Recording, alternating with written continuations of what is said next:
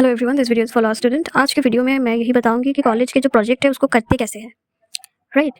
और new law student के लिए ये वीडियो बहुत अच्छा काम आएगा, क्योंकि न्यू लॉ स्टूडेंट को ये नहीं पता होता है कि लॉ प्रोजेक्ट्स कैसे बनाएं, कैसे लिखें, राइट। क्योंकि हम सारे ही स्टूडेंट्स पहले कुछ ना कुछ प्रोजेक्ट कर चुके हैं, लेकिन लॉ प्रोजेक्ट की जो फॉर्मेट है, लॉ प्रोजेक्ट लिखने के लिए जैसे हमें प्रिपेयर होना होता है, वो नॉर्मल कॉलेजेस या स्कूल के प्रोजेक्ट के लिए वैसे प्रिपेयर नहीं होना पड़ता। क्योंकि लॉ प्रोजेक्ट्स हमें इसीलिए दिया जाता है, इसीलिए सिखाया जाता है, ताकि हम भविष्य में जब एडवोकेट बन जाएंगे तब हम अच्छे से ड्राफ्टिंग को कर पाए। तो आज की वीडियो वही सारे स्टूडेंट्स के लिए जो अपना प्रोजेक्ट करना चाहता है और बहुत एक अच्छा मार्क्स लाना चाहता है, अपने इंटरनल मार्क्स को गेन करना चाहता है।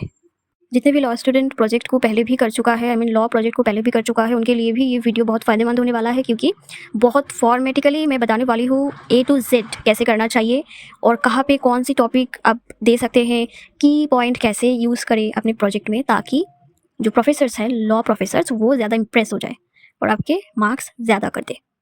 सो स्टार्ट करते हैं।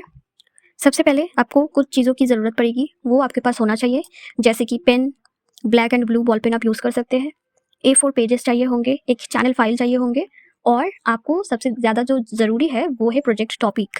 कॉलेज से अगर प्रोजेक्ट टॉपिक दे दिया है तो उसी के ऊपर आप रिसर्च करें।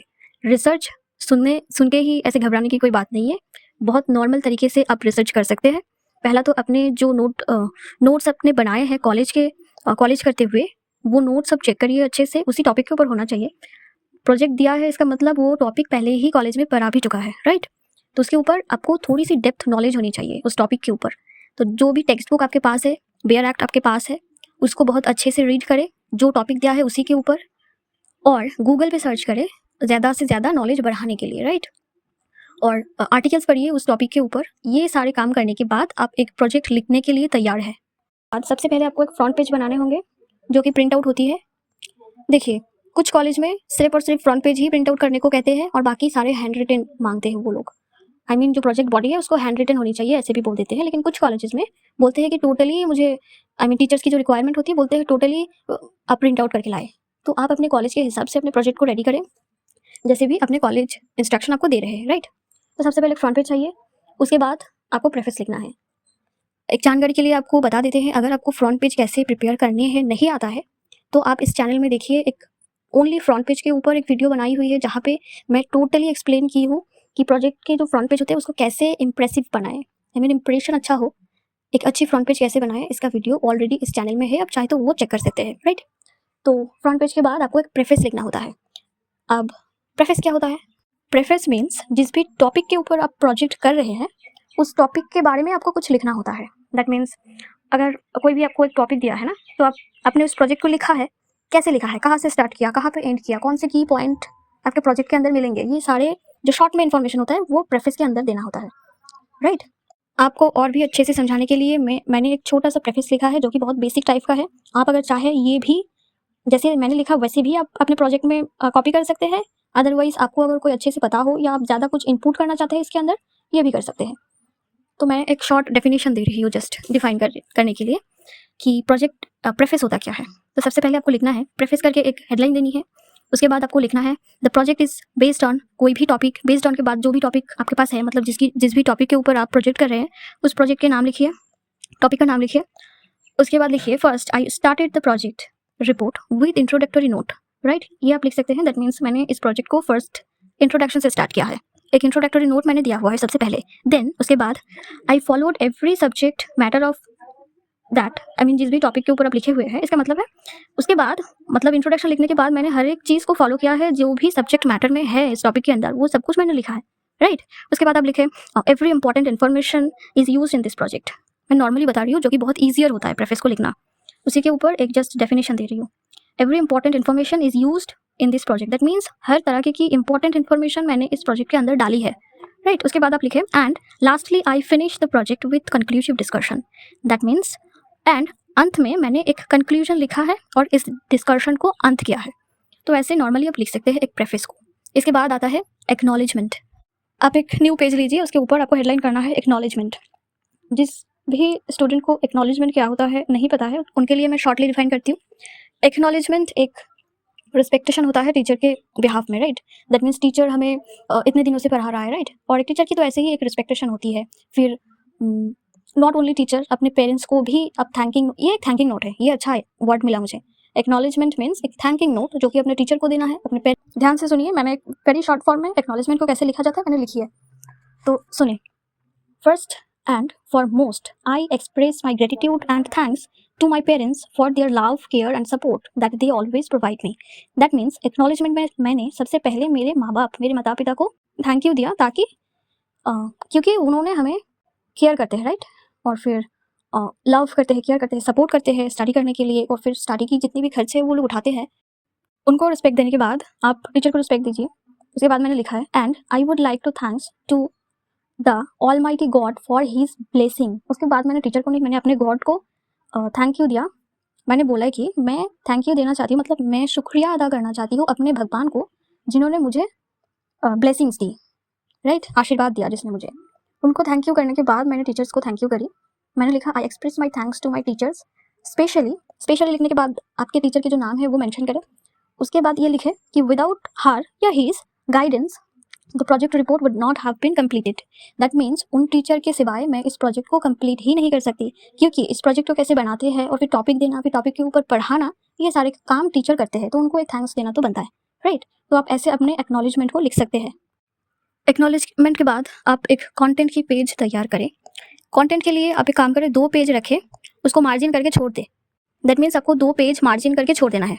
छोड़ देने का मतलब एकदम आप कुछ नहीं लिखेंगे ऐसा नहीं है, हम लिखेंगे लेकिन अंत में लिखेंगे, क्योंकि कंटेंट मतलब आपने कौन कौन सी कंटेंट को उस टॉपिक के अंदर उठाया है, कौन कौन से टॉपिक को आपने लिखा है। लाइक फॉर एग्जांपल आप कोई भी एक टॉपिक के ऊपर प्रोजेक्ट कर रहे हैं तो उसके अंदर बहुत सारे हेडलाइन सबलाइंस आएंगे ना, तो कौन कौन से हेडलाइंस को आपने यूज़ किया और फिर उसके ऊपर लिखा, राइट। यही कंटेंट में लिखना होता है। तो सबसे पहले आपको कैसे पता चलेगा कि मैं कौन कौन सी टॉपिक को लिखने वाली हूँ या नहीं, या लिखने वाला हूँ या नहीं, तो आप वो 2 पेज छोड़ दें। उसके बाद इंट्रोडक्शन से स्टार्ट करें अपना प्रोजेक्ट को लिखना। यानी आप ये भी कर सकते हैं कि एक अपने नोटबुक में थोड़ी सी आप रफली लिख लीजिए कि आपको क्या क्या करना है, मतलब उस टॉपिक के ऊपर आपके कौन कौन से टॉपिक को उठाना है उस प्रोजेक्ट के अंदर, राइट। तो वो सारे हेडलाइंस आप लिख लीजिए, सब लाइन्स जिसको कहते हैं उसको आप लिख लीजिए। उसके बाद तो आपको कंटेंट लिखना आसान हो जाएगा। उसी टॉपिक के ऊपर अपने प्रोजेक्ट बॉडी को कंप्लीट करें और कंटेंट के अंदर टाइटल लिखिए, जैसे कि फॉर्मेट में दिखा रही हूँ वैसे लिखिए। उसके बाद एक एक टॉपिक लिखते जाए, 1 नंबर 2 नंबर 3 नंबर देते हुए, और साइड में पेज भी मेंशन कर देना है, ताकि टीचर्स जब प्रोजेक्ट को खोलेंगे उनको कोई तकलीफ ही नहीं होनी चाहिए आपके प्रोजेक्ट में कहाँ पे कौन से टॉपिक आपने लिखा है, कौन सी पेज में आपने लिखा है। इस सारे चीज़ों को टीचर प्रोजेक्ट को खोलते ही समझ आ जाए टीचर को, राइट। तो क्या होगा, टीचर बहुत जल्दी आपके प्रोजेक्ट को टोटली समझ पाएंगे और बहुत ये इंप्रेस तो होंगे ही, क्योंकि उनको कोई तकलीफ उठानी ही नहीं पड़ी आपको प्रोजेक्ट को देखने के लिए, राइट। तो ये आप कर सकते हैं। कंटेंट के बाद आपको सीधा एक इंट्रोडक्शन लिखना है। इंट्रोडक्शन जिस भी टॉपिक के ऊपर आप प्रोजेक्ट कर रहे हैं उस टॉपिक के ऊपर आप एक इंट्रोडक्शन लिखिए। उसके बाद आप स्टार्ट करें मेन प्रोजेक्ट बॉडी को स्टार्ट करें, राइट। और ये आप लिखना स्टार्ट करें और जहाँ तक आपको लिखना है वो टोटली आप लिखें, यानी कि आप पूरा प्रोजेक्ट बॉडी को कंप्लीट करें। उसके बाद आप एक कंक्लूजन दें, एक कंक्लूसिव डिस्कशन करें उस टॉपिक के ऊपर, जो कि वेल रिसर्च होनी चाहिए, क्योंकि टीचर्स ना प्रोजेक्ट बॉडी से ज़्यादा इंट्रोडक्शन को देखता है और कंक्लूजन को देखता है। उनको वो देखते ही समझ आ जाता है कि आपने एक्चुअली इस टॉपिक के बारे में कैसे समझा है। आफ्टर गिविंग कंक्लूजन आपको एक बिब्लियोग्राफी देना है। जिन भी स्टूडेंट को बिब्लियोग्राफी के बारे में नहीं पता उनके लिए मैं बहुत शॉर्टली डिफाइन कर देती हूँ इस वीडियो में कि बिब्लियोग्राफी है क्या।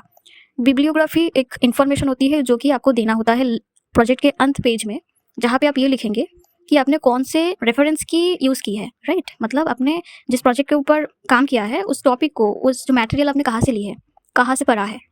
तो जिस भी नोटबुक से आपने वो पढ़ा है, जिस भी टेक्स्ट बुक से आप पढ़ा है, बेयर एक्ट की यूज़ करी है, तो उसका फुल इन्फॉर्मेशन आपको उस पेज के ऊपर देना है। अगर आपको बिब्लियोग्राफी कैसे लिखते हैं नहीं पता और आपको जानना है तो you can comment below, I will definitely do. मतलब बहुत एक 2 मिनट की शॉर्ट वीडियो में मैं बता दूंगी कि बिब्लियोग्राफी कैसे लिखते हैं।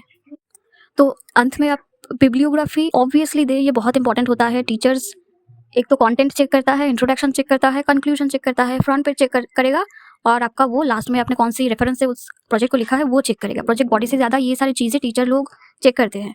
तो आप इनको बहुत अच्छे से लिखे, इन्फॉर्मेशन टोटली दे, राइट।